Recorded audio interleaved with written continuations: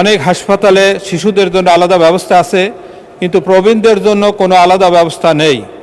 ফলে প্রবীণরা অত্যন্ত সমস্যার মধ্যে পড়ে। মাননীয় স্পিকার, আপনাকে ধন্যবাদ।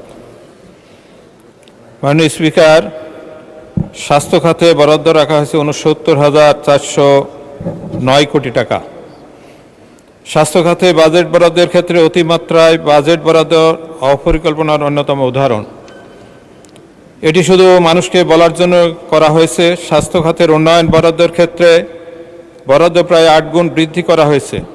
মাননীয় স্পিকার, স্বাস্থ্য খাতে বাজেটের ব্যয় সক্ষমতা খুবই কম। প্রতি বছর স্বাস্থ্য খাত থেকে ২০ থেকে ৩০% অর্থ বছরে ফেরত আসে। মাননীয় স্পিকার, তাই এই বছরের স্বাস্থ্য খাতের উন্নয়ন বরাদ্দ ৮ গুণ বৃদ্ধি করা অর্থ অপচয় ও দুর্নীতির অন্যতম কারণ হয়ে উঠতে পারে। এই ধরনের অপরিকল্পিত বরাদ্দ বাজেটের উপর চাপ তৈরি করবে।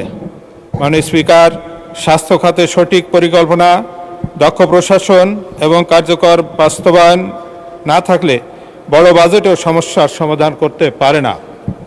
মাননীয় স্পিকার, স্বাস্থ্য খাতে সুশাসনের ক্ষেত্রে অত্যন্ত গুরুত্বপূর্ণ। সুশাসনের কারণেই মূলত আমাদের স্বাস্থ্য খাত পিছিয়ে আছে। মাননীয় স্পিকার, স্বাস্থ্য খাতের আরেকটি বিষয় আমি উল্লেখ করতে চাই যে অনেক হাসপাতালে শিশুদের জন্য আলাদা ব্যবস্থা আছে, কিন্তু প্রবীণদের জন্য কোনো আলাদা ব্যবস্থা নেই।